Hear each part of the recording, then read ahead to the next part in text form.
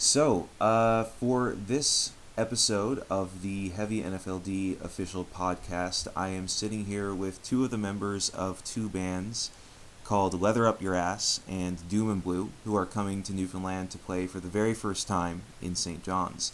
So, first off, I want you guys to tell the folks at home who are listening who it is that we're speaking with today. Hey, I'm Jimmy. I play drums with both Doom and Blue and Leather Up Your Ass. And this is Lee. I'm in Doom and Blue and Leather Up Your Ass as well. Awesome. With regards to Doom and Blue, I guess we'll discuss that band first. How did that project first get off the ground? I guess I'll direct that question to you, Jimmy. Um, well, Liam and I, oddly enough, because we started with Leather, like we knew each other before that, and then I was asked to join Leather. We got to know each other, and we started jamming on the side. And honestly, it was Liam's idea to come up with the concept of having guests on every song, and we went with it, and it's been nothing but great turnouts and new discoveries every time we get new guests and stuff like that on every song. I'm trying to make that sound as good as I can, but it's always been good in terms of discovering people and discovering different aspects of songs. Because if we'll write a song and then we'll get the guests on it, it'll take a mind of its own or a shape of its own that we would not have anticipated earlier. Right, that I totally think makes sense. You know, when you have a we'll bunch do of part of it. other people who are like bringing their own vibe to a song, it can definitely change things up in a way that you wouldn't expect. I mean, I think you guys have been playing music together for quite a long time, so I imagine that when you bring other people in there, it definitely like switches things up a bit. Yeah, it keeps it fresh because we might have an idea of how someone will be with something or how they'll sound with something or their ideas, and generally if it's not spot on with that, it's something completely left field, but in a good sense, where it's like a something we hadn't anticipated, So it's like, oh, cool! Like we never thought of it that way. Yeah, absolutely. And when it comes to Doom and Blue, Lee, you handle guitars, and Jimmy, you handle drums. But like you were Yeah, saying, you have this revolving door of guest bassists and vocalists who join you on stage. Where did the idea for that dynamic come from? Like, did you just kind of come up with it one day and you were like, "Yeah, let's try this," or did you get that from somewhere else? I was, well, and I mean, both of us, I think I can speak on both of our behalf on that. It's being a fan of a lot of different styles of music and um, checking out things that, like, a lot of bands don't typically do. So you're looking at your average band that has, like two guitars, a drummer, a bass player, and a vocalist kind of thing, especially in our realm of music.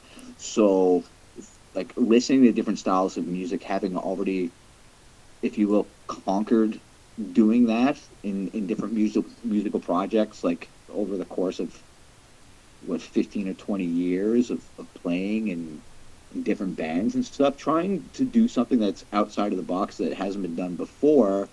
Often, a lot of the times, you look back towards like the history pages and you're like, hey, there's a lot of bands that have done interesting stuff that nobody had really like tipped the hat to or ever gave any sort of acknowledgement to. And while looking for something to do different and listening to different styles of music, came across the band, which is mostly a bunch of like Canadian guys who went down to the United States looking to get out to bigger markets as players and stuff, all coming together. And they had done this thing called the Last Waltz, where they had a bunch of guests on stage, and I was like, okay, this is really great because at the very core, they're just this amazing band who can work with anybody. They were hired and worked with so many different players and musicians, and went on tours, and they just killed it and made the sound of that artist, instrument wise. So like Jimmy and I not being singers are at the very like forefront of the band, but being players with our own sounds, that was super important and really hit home. So I was like, I really like this idea of like okay, cool. We have our own sound, and we can have anybody that we want to come work with us, if they're interested in doing something that's completely different. So yeah, I kind of forget the question, but kind of going all over the place there. I was trying not to do that too, and then I found myself just being like, Great questions off the bat. somebody knows how to interview. Well, I try my best. Yeah, it's interesting when whenever I watch you guys play, or when I've played with you. Full disclosure for anyone who's listening to this, like I've performed with Doom and Blue before. You have such a wide, vast disparity of sound when it comes to the different songs that you do with different people, yet it always ends up sounding like you guys. It's like you have Cool. this kind of like old school 70s or 80s heavy metal instrumentation, or like hard rock instrumentation, but then each vocalist kind of brings their own flair, and you like write that stuff around what you think they're going to sound like, and it just ends up coming up with something really really cool at the end of it. Like you have the song that you did with me, which kind of has a bit of like a thrashy vibe to it, or the song with Fez Khan from Double Cross, where that's like a super, like that's like a fucking it's a banger. It just goes and smashes you in the face.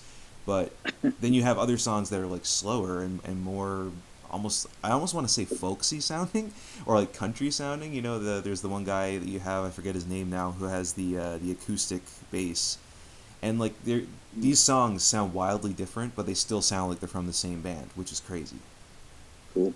Well, thanks a lot. It's a really cool compliment. And that's basically exactly what we're going for. Jimmy has always been like, it really, like a band needs to have a sound, And I was like, fucking right, we need to hone in on that. You can't be all over with something that's so all over the place, like initially. Mm. I'm glad we were able to achieve that because it's not always something that's easy to do. So for you to tell us that, it's very rewarding. Thank you. No, you're welcome. Now, Jimmy, you guys have a pretty decent repertoire of songs, I would say, between the cover songs that you guys play, as well as the original tunes that you've come up with. So, when it comes to adding new people to your roster, new guest musicians who you want to bring in, how do you scope them out? And to be completely honest, a lot of the times it's been Liam that's done it. Okay. He's always constantly checking out different people online and like different people on Facebook that are like, it's like sometimes in musician wanted ads and stuff like that, or like videos on YouTube. And at the same time too, there's a lot of you know we know a lot of friends who play music, so it's like, so and so has been wanting to do something with us for a while because they know what we're doing. So hey, let's get them on this one. We think they'll sound good on this, or so and so wants to play as well. So what started out is, at the same time, Liam finding a lot of people in the scene that we've never heard of before. It's also our friends throughout the years trying to get them on stuff as well.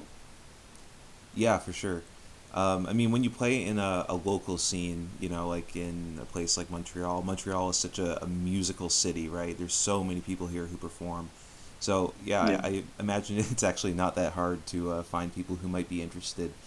But there's people that I've noticed you guys have taken on stage who, might not necessarily even be into this style of music, or play this style of music. Like, there's the one person, I forget her name now. I think it might be Krista from that folk band that you were supposed to play a Smoke show with a spell. while ago. Yeah.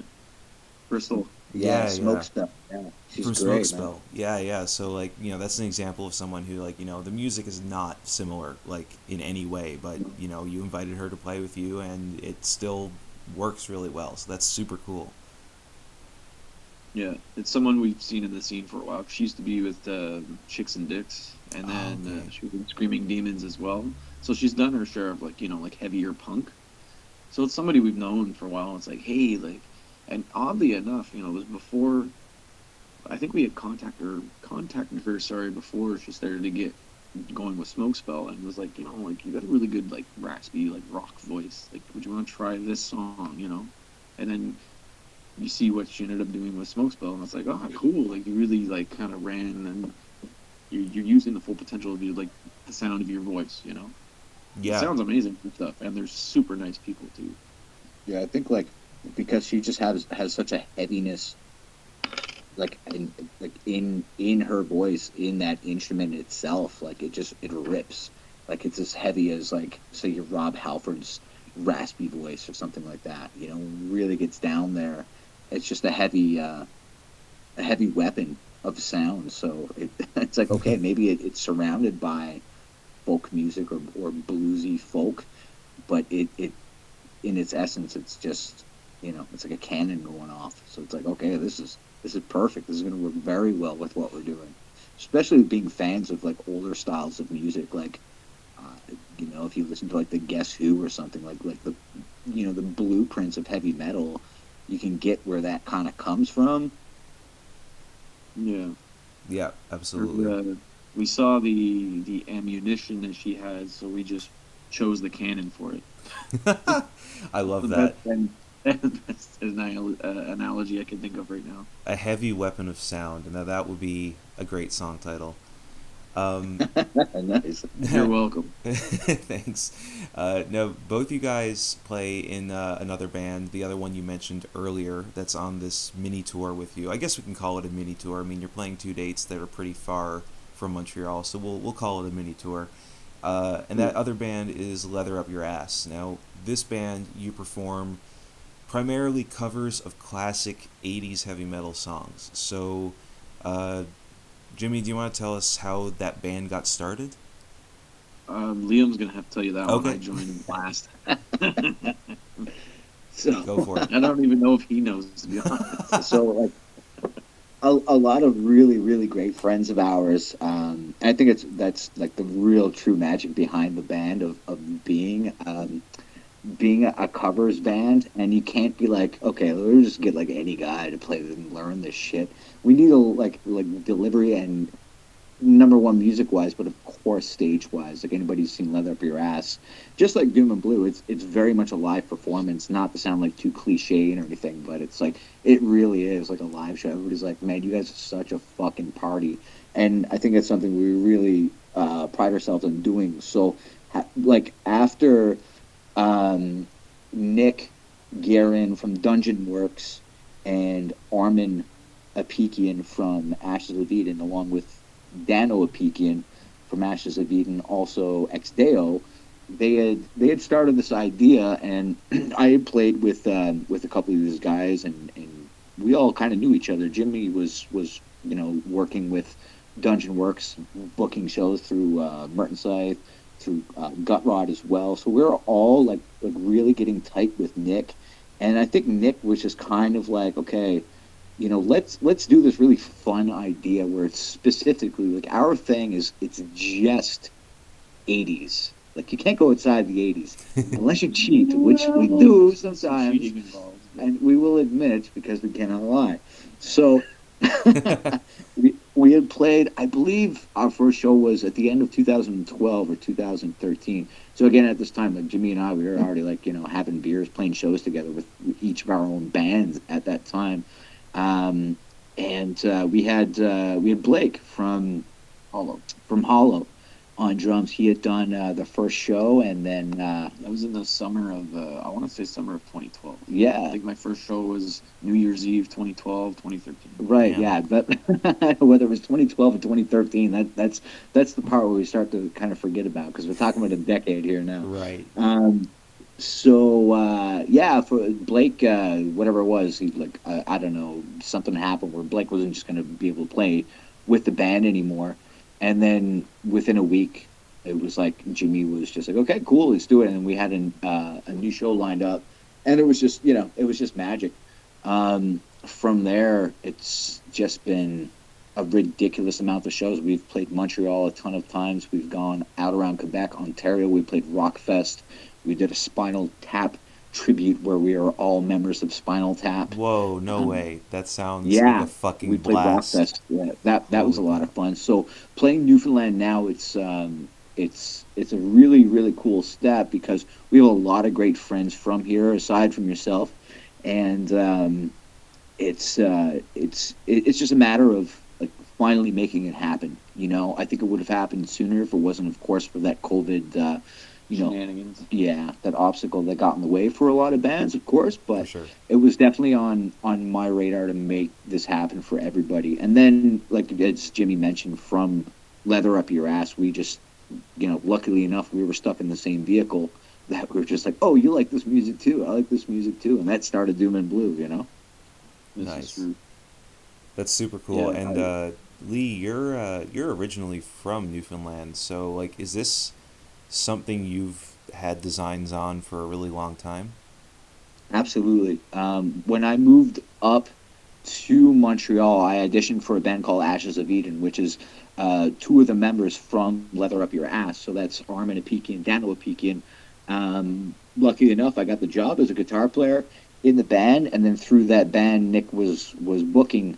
So we got close, and then of course met Jimmy, as I mentioned, through just playing shows together and stuff. From there, I always told the guys, they treated me like absolute like family from day one, and said, like, let's bring these guys to fucking Newfoundland one of these days. And of course, there's just a huge connection between all these people that come from Newfoundland, all parts of Newfoundland, to go up to heavy Montreal every year. So from there, everybody just met and hung out. So there's a really great connection, family vibe where it just keeps growing. Like there's probably like what, like 30, 40, 50 of us that just love to see each other every year. We were talking about that earlier. It's like, Yeah. you don't even need it to be a heavy Montreal. We just want to get together and hang out. So all being together this weekend, bringing them to the Rock Yeah. instead of them all coming up to Montreal, it's a really special thing. Oh man, that warms my heart. Honestly, that sounds like such a blast. Wish you were here, man. Next Oh, time you gotta come along with. I'm so bummed that I couldn't be there, but next time I'm gonna try to make it for sure. Fucking Um, right. I had space in the bag for you, but I get it. yeah, It'll work. I'll squeeze into your hardware bag. Now, when it comes to this band, Leather Up Your Ass, performing classic '80s metal, like you said, you don't like to go outside that decade. Do you guys tend to go for the bigger hits, or do you prefer to dig into the deeper cuts and kind of surprise the audience with songs that they might not expect you to bring out? It's a little bit of both, honestly. Because as much as it's fun to surprise people with the lesser known, the deep cuts, a lot of times, you still do get that initial big reaction from the hits. And especially for things like, like we've covered, was it like a Bonnie Raitt song before? You know, Did like, we? yeah, we covered, I think it's Bonnie Raitt, is it? I Need a Hero? Is that Oh, Bonnie No, yeah. not Bonnie Raitt. It's, Bonnie Tyler. Bonnie Tyler, sorry. Raitt? Fucking Greg knows what's up. Yeah. So like that was a request from Nick for like one of the birthday shows, Oh yeah, you know. So like that, I mean, there might have been one person out of the 30 that was like, "Whoa," and everyone else was like, "What the hell are they playing?" But it's fun because I mean, you learn how to adapt. You make things a little heavier. You grow in that sense. It's very 50-50. Like we're planning the first show on the Friday as more of a heavier set, and the show on the Saturday is a little bit more of like the hit set. And I don't know, it's a fun thing because you some of the bigger hits are songs that we've always wanted to play. Like each member specifically will have certain songs they like more than others, and the same with the deep cuts. It's the same kind of thing. It's selfish in that sense, but people do enjoy it too. So yeah.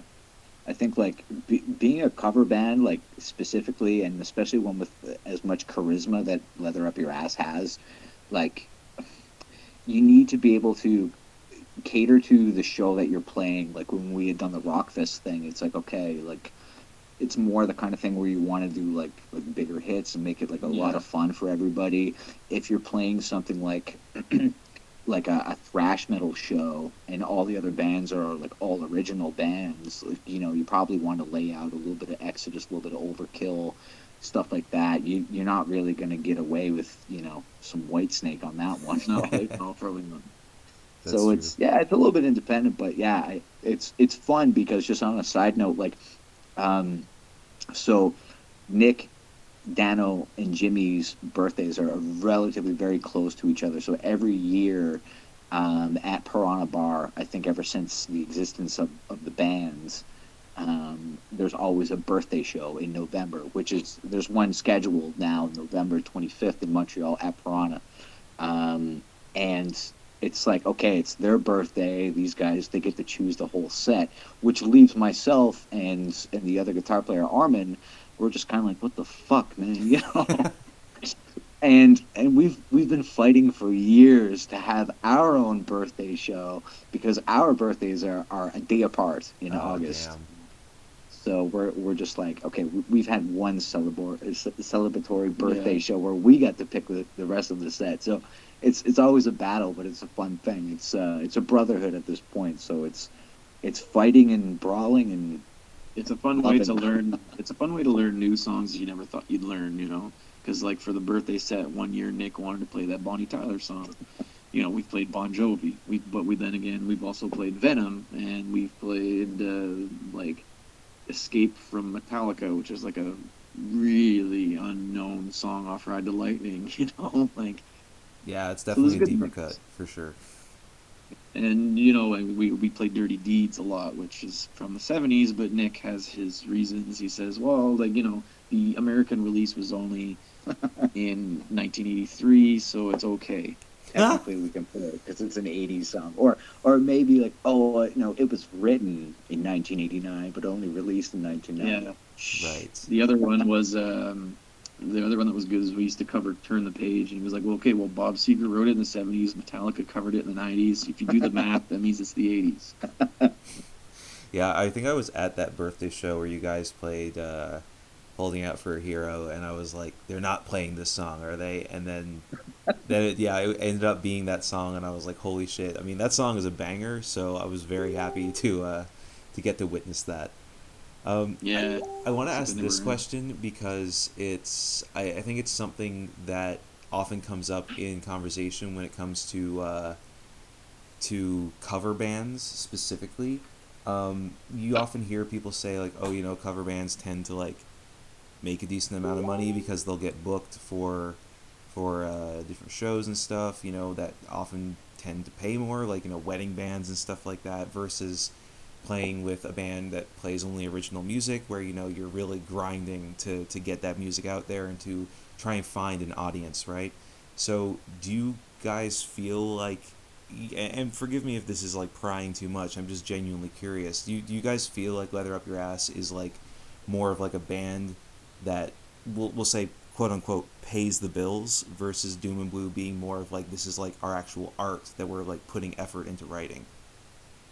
No, I wouldn't say that at all. I mean, like Leather Up Your Ass. The whole reason why it was started was just strictly out of like this fun point of all these super fucking busy people who are doing a million other projects, and when time allows, we get together and just love the fucking hell out of the fact that let's hang out and be together and Yeah. do shit that we love that brought us all together in the first place. For Doom and Blue being more of an artistic sense, yes, because it's mostly original. And then we have some fun with covers, but it's definitely an original material bass band. Sure, In terms and of that makes sense. Like, I do often wonder that because I have friends of mine who live in different parts of the country who, they'll play in cover bands and they'll get offers to like play weddings and stuff, but they're only allowed to play like the softest of the soft when it comes to rock music. But they'll end up getting paid like $3,000 to play a gig like that. But then when they go and play like the harder stuff in a bar, they'll get like maybe a couple $100 at the end of the night. So there's a huge disparity when it comes to being in a cover band like that. But it's cool that you guys are doing it like just for fun, and it sounds like it's a lot more fun to do it that way versus playing in a band with the intention of trying to make a career out of it. Not that that's bad, but it definitely seems a lot more fun. Not money driven. Definitely Sure. not money driven. That's it. Well, I mean, if people want to pay us, that's fine. I'm not going to say no to that. Yeah. But the thing too is that like leather, like the whole thing, it's kind of like it's a party. It's a vibe, when we get on stage, like, we want to make sure we have a few beers in us. We want to make sure the crowd has a few beers in them too. So we're not like, it's not necessarily like trying to make any money. And I mean, usually most of our shows are at Piranha, so we're not looking to make cash. It's just to make sure everyone has fun and remembers, like, oh, that was one hell of a gig, or oh shit, that guy almost fell over while we were playing, but they played really good. So I'll remember the songs. that, or remember the songs. Yeah, sometimes that doesn't always work out so well. But yeah, and I can actually say that in the 10 plus years we've been around, I don't think we've made that much cash, but we've made a lot of memories, and you can't put a price on that. You know what I mean? For Fucking I sure. will say, man. I can definitely As attest to. cliche as that sounds. Yeah, no. I mean, it might be cliche, but it's a cliche for a reason because it's true, right? I Yeah. mean, I've of the Leather Up Your Ass shows that I've seen. I think I've seen you guys play like 3 or 4 times. It's always a blast. Like I always really, the party vibe is definitely there, and it translates from the stage into the crowd every time for sure. So I'm yeah, glad to hear. I definitely get it. It makes sense to me. Um, Now this it's the first time that you guys have played. Well, it's not the first time you guys have played outside Montreal, like you said. It's the first time both of these bands have performed in Newfoundland, though. So, did you face any particular challenges taking this project or both of these projects that far away from home? Did we base it on? Or do we face? Did you face Sure. any challenges taking those projects that far away? Oh yeah, it was super difficult in terms of like the logistics and planning, and I mean like a lot of us aren't the easiest people to communicate with. That might be the first obstacle. We're still like, holy fuck, this, that, and the other thing, but yeah, Neanderthals. it's it has been incredibly difficult to plan, but with the right people, of course. Obviously, a huge shout out to Justin Dean for doing so much and so much more than we thought that like anybody would ever do. Currently at his place right now, and he's just the coolest fucking dude in the world. He really truly believes in getting heavy music out to people, especially in a place that doesn't get a whole lot of it. And without somebody like him, um, a lot of people would just never hear it. It would never come across live. They'd never get the opportunities to do that. So having somebody like Justin Dean to be like, "Hey, we want to put a show together. What can we do?" And he's just been absolutely fantastic. Having him, it wouldn't be possible to do what we're doing here on the level of what we're doing it. So we're playing at the Rock House tomorrow night, Friday night. Friday night, yeah. So that the Rock House is St. John's, as you know, and then the night number two, we're doing it at a place called the Hat in Holyrood, which is about 45 minutes or an hour away. A lot of people call us a little crazy for doing the show out there as well, because most bands that come into St. John's, they just do one night and they're gone again. So I'm from that part of Newfoundland. I've got a fair amount of friends and family and things like that, and I always like to push things past its limits a little bit. So it's like if we're here and we have the opportunity to come here and play, let's push it a little bit further. Let's see what else we can do. A lot of people are like, why the fuck are you playing out there? Well, we have the opportunity to do so. So I messaged a lot of different clubs, and they said, no, we don't want a band called Leather Up Your Ass, like at our fucking like Irish, like as it is in Newfoundland. You get a lot of you'll get a lot of like rock bands. You get your AC/DC cover bands and things like that. You get some really great folk musicians, great music coming out, and they will fill these places up. The place will be packed, absolutely. But for the heavy music sense, it's not there. So is it part of like waving the flag of maintaining and bringing ahead a new generation, making that available? So it wasn't really there when I was growing up. It was hard to get out to shows. It wasn't always available. So I think it's important, and we're here. So why not do another fucking night, you know? Absolutely. I was going to ask you about that because, this is, to my knowledge, this is the first time I've ever heard of of a heavy music show happening in Holyrood of all places. But I mean, Well, I we used to can play some underground ones back in the day, but house parties and stuff like that. But you're right, talking like 15, 20 years ago, right? yeah, But Well, one thing that's fun with that too is that leather. Some of the out of town shows that we've played in the past in Quebec have been places like that. Like we've played Rawdon, we've played East Angus, we've played what was it, Saint Hyacinth, oh Saint yeah, Hyacinthe. And places that most most of of the these people shows, listening to this probably haven't even heard of before.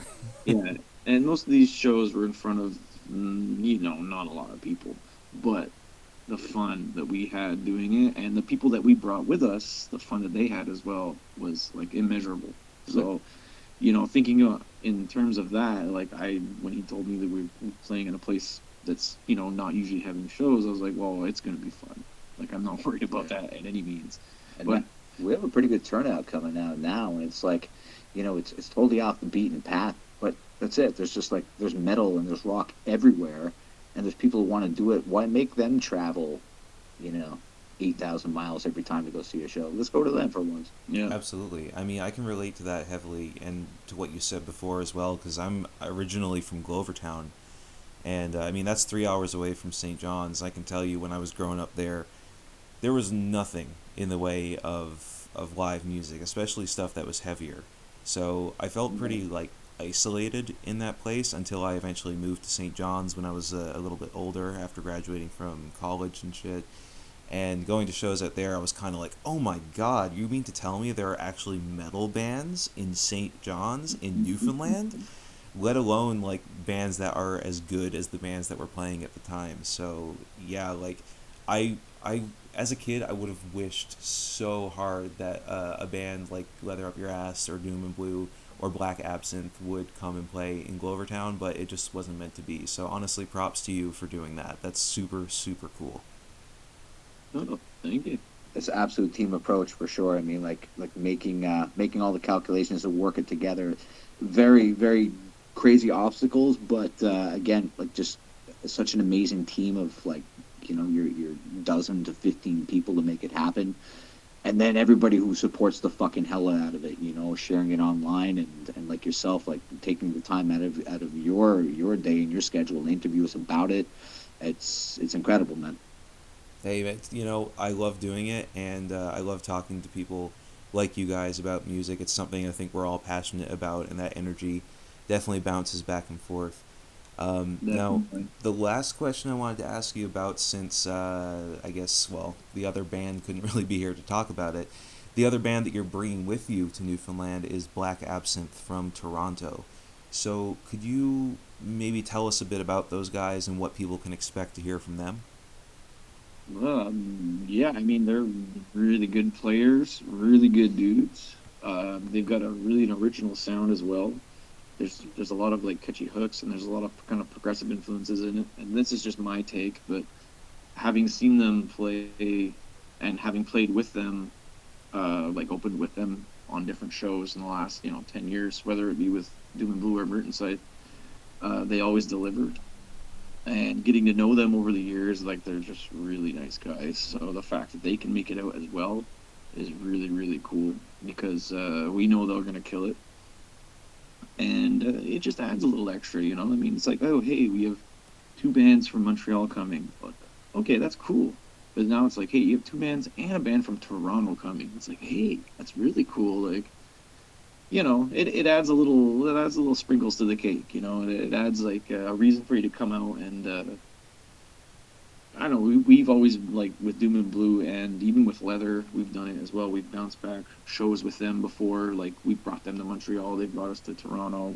They've even brought us to Ottawa.